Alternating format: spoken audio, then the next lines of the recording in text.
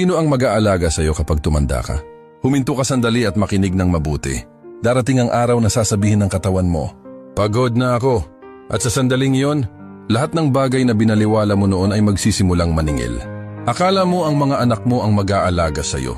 Pero balang araw, magkakaroon din sila ng sarili nilang buhay, problema at mga responsibilidad na pasan. Akala mo sapat na ang pagmamahal ng partner mo. Pero iba ang realidad kapag araw-araw ng pagod at hirap ang kailangang harapin.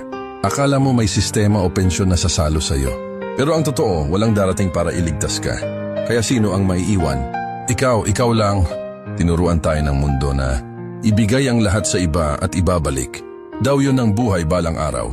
Pero ang buhay ay madalas nagbabalik lamang ng kung ano ang inihanda mo para sa sarili mo. Ang pagtanda ay hindi gantimpala sa sakripisyo. Ito ay bunga ng paghahanda. Ang mag-aalaga sa iyo balang araw ay ang mga ginagawa mo ngayon. Kung paano ka kumain, kung paano mo alagaan ang katawan mo, kung paano mo protektahan ang isip at kapayapaan mo.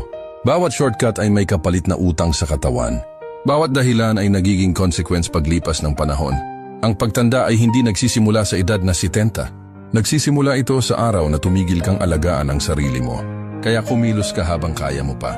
Kumain ka na parang nakasalalay dito ang buhay mo. Dahil totoo naman, lumayo ka sa mga bagay at taong sumisira sa enerhiya mo. Matutong mapag-isa ng hindi nakakaramdam ng lungkot. Dahil sa huli, ikaw lang ang taong hindi kailanman iiwan ang sarili mo. At ito ang pinakamahalagang bahagi.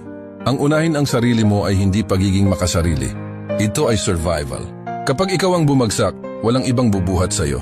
Kaya habang may oras pa, bumuo ka ng lakas. Alagaan mo ang kalusugan mo.